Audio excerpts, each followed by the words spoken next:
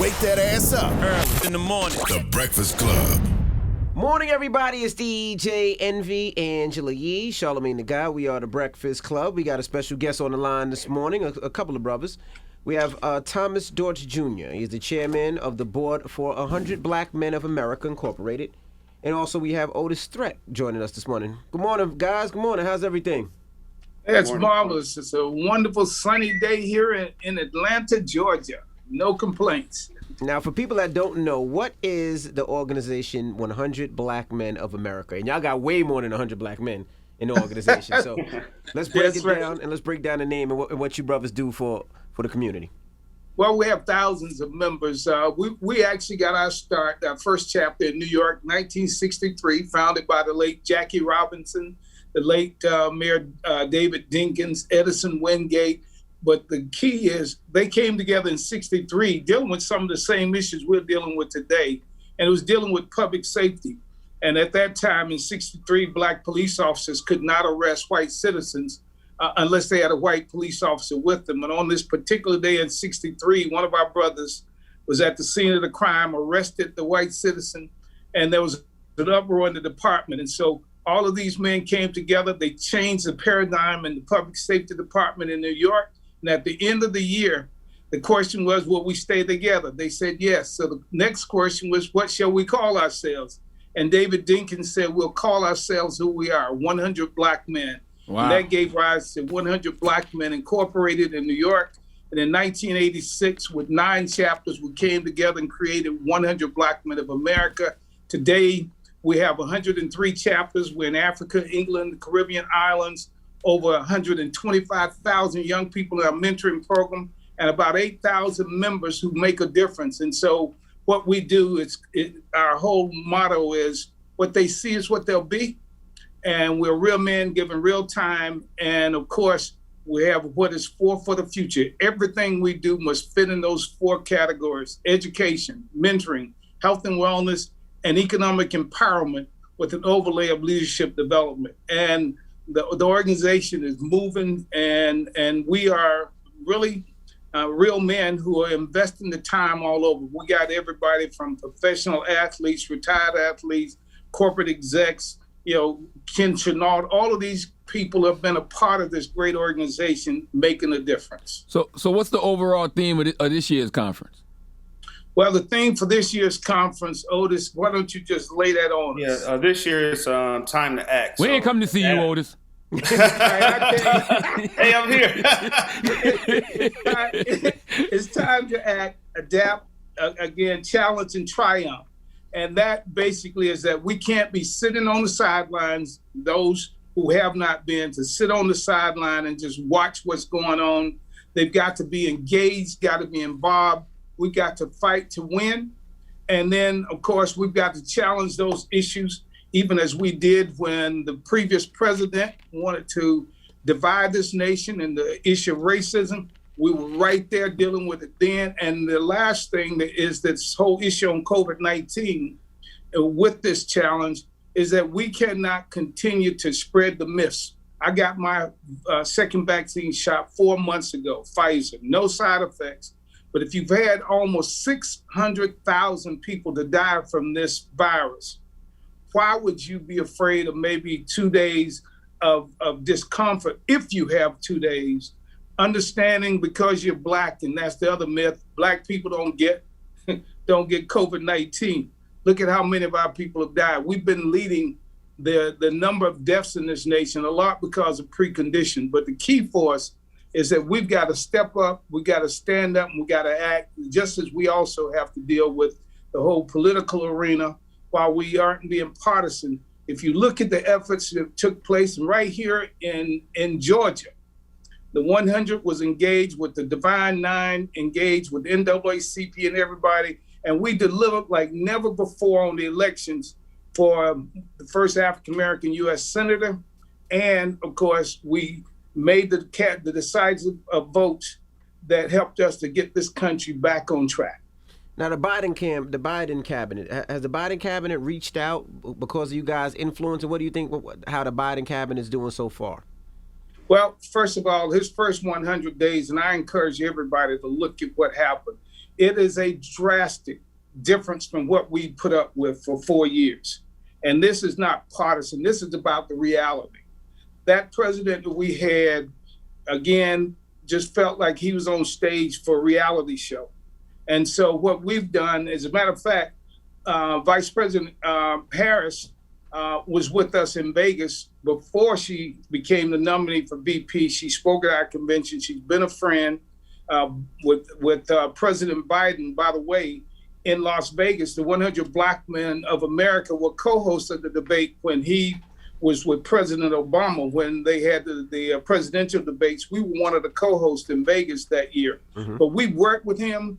We're working. We work to make sure that there is diversity in his cabinet. But more importantly, our voices are being heard. I've been on multiple calls.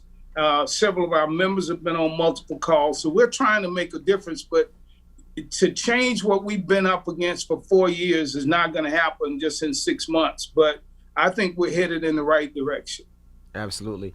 Now, also with this organization, you know, I always think about, with brothers, we always create all these organizations, and it always feels like, why all these different organizations? Why not just one big organization? Because I feel like all together as one, we can get more accomplished than all these niche and pocket organizations. Has that ever been a conversation? Well, first of all, we're not monolithic. You know, the Black community is so diverse. Mm-hmm. And so what we have done, when I came back, I served 10 years as a national chair, took a little vacation, and after 13 years, I was encouraged to come back. And coming back, my first meeting that I held after being reelected was to bring together in D.C. 25 heads of national African-American organizations. You know, Susan Taylor, all of them, CBC, all of them were a part of that. So there's nothing wrong with having different groups. The issue is us working together in coalitions. For example, I'm a member of Omega Psi Phi fraternity, but I work with all of the Divine Nine members, and I've worked with the Alphas and with the Kappas and with the Phi Beta Sigma and all of those groups because, one, what we do, we're all in this together as the thing we've been hearing for years, but we know that. So I don't see anything wrong with having different groups. For example, I'm a lifetime member of the NAACP. I served on their board for 28 years and worked there with them. But there are different causes. And if we look at how it worked when Dr. King led the civil rights movement back then, people thought it was just SCLC, but the NAACP, SNCC was at the table. A. Philip Randolph, all of these groups were working together, but there were strategies. You know, SCLC was in the streets. NAACP was at the table negotiating. The unions were engaged and involved. We've got to take the formula. We don't have to reinvent the wheel, but we've got to communicate. I chair the National Coalition on Black Civic Participation. I've been chair for now 4 years, and we've been engaged all over this country, bringing groups together to register people, to do education, to get people out. And we are so proud, and I want to say this because everybody's been given the credit to one person, and Stacey did a great job. But the young leaders in our community stepped up and stepped out like they haven't had in decades. We have to give credit to those on our college campuses and our communities, because this effort that took place last year and in the first part of this year was a coalition, and those are the things that got us from where we were in the past, and it's what's going to take us to where we need to go in the future. Did Otis ever answer what's the theme of this year's conference? I gave it to you. Otis, let me tell you, Otis started as a young kid in college with us. He graduated from college.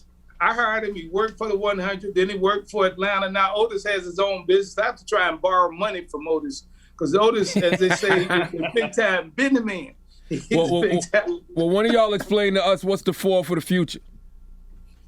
Four for the future. When my first meeting with my board when I was elected in 1994.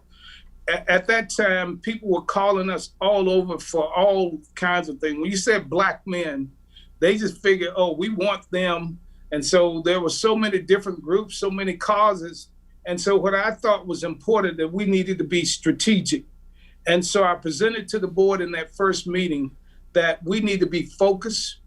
And so to be focused, we should not be doing anything other than in these categories if we're really going to help make a difference and make sure there's a future for our young people. So 4 for the future are the 4 categories that was approved by the board, meaning we should be engaged and involved in education and making sure we're working in the public school system from elementary, middle school, high school, and even our collegiate 100.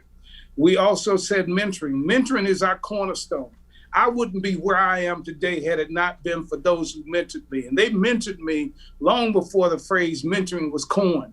I own 6 businesses. I'm in 14 states, have more than 300 employees.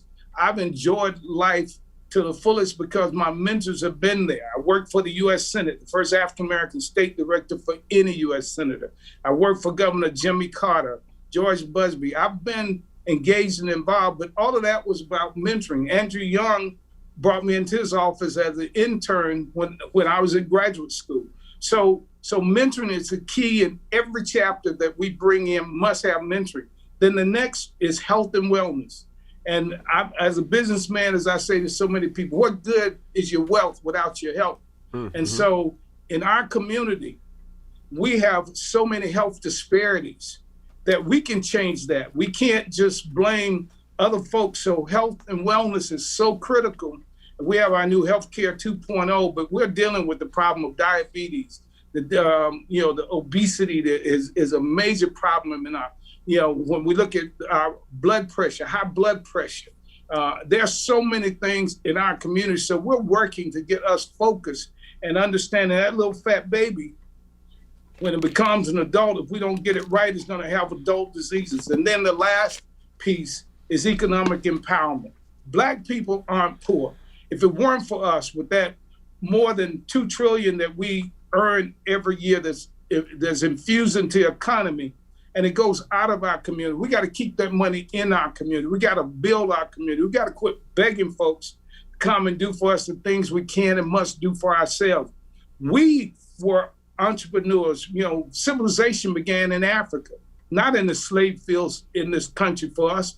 We were doctors and lawyers and philosophers and entrepreneurs. Right. And so what we are saying is we've got to get back to the basics. Black Wall Street, I was just in Tulsa, Beale Street in Memphis, Sweet Auburn in Atlanta, Raleigh-Durham, which had one of the largest middle classes in this nation that was African-American. History, if we understood history and not his story, we'd know that these are all critical. So we're trying to deal with that. And then with the overlay, understanding leadership is everything. We don't need people who want to pontificate and be in front of the cameras when the lights are on. You got to have real leaders who are going to be there to turn the lights on and turn the lights off. And so that's where we are. That's why 4 for the future is so important. For the future of the Black community, we got to be totally engaged in those 4 areas. Now I was going to ask, the conference is virtual. Why is it still virtual now? The world's open back up now. And you are in Atlanta, and Atlanta's been open for a long time now. And my leader, people are still dying. And so DJ Envy, to say it's over, for example, here in Georgia, we've only had 40% of our population to get the vaccine. And I hear Black folks talking about, well, I pray to God, God's going to protect me. I said, God sent you the vaccine. Why don't you go ahead and take it? And then this issue about, well, they just developed that over 2 or 3 months. And the reality is Trump cut out the federal funding, but private sector funding continued in developing issues to deal with pandemics, including being prepared to pivot and be ready for what's going on with what we're dealing with this COVID-19. And 2 African-American women led their research teams to get us to where we are. The 100 worked to get more African-Americans in the clinicals. We got it up to 10%. We had 14% of our Hispanic Latino brothers. And so all of this research took place. But it's not over. People are still being infected. People are still dying. Black folks are still having these big parties with 300 and 400 and 500 people in them with no mask on, not taking the vaccine. And so all of my children have had the vaccine. 3 of my grandchildren have had it, and my others are about to get it now that they've lowered the age. So the reality is it's not over yet. Right. And so we're gonna err on the being cautious. We expect to be back next year, but until we do, we're going to go virtual. This last time we decided in March we would not do it in person because some of our members are older, and so we're working to get people to get the vaccine. But next year we'll be ready. But we're not going to rush to kill anybody, infect anybody. With us having you laying down that great entertainment on Friday. Last year, we had over 11,000 online with us for the conference, and we're going to try and meet or exceed that this year. But the bottom line is we'd rather be safe, and we'll get back together when we get this totally under control. All right. Well, how do they sign up, my brother?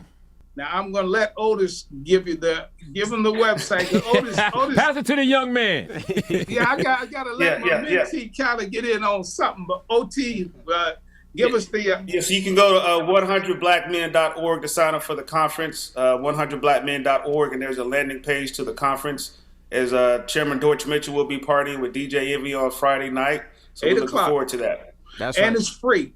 And FREE. Freedom isn't free, but this conference is free.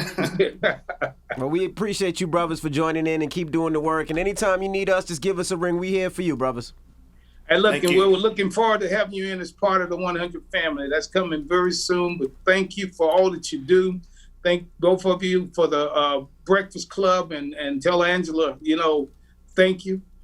It is so important that we have voices, positive voices like yours out there getting and spreading the message to our communities.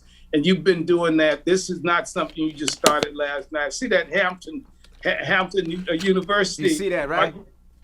My nephew just graduated from Hampton. You one of our HBCU grads. I graduated from the Fort Valley State University and Clark Atlanta University. But we're working because HBCUs are the reason why we've been able to succeed when nobody else will let us in. So congratulations. Thank you.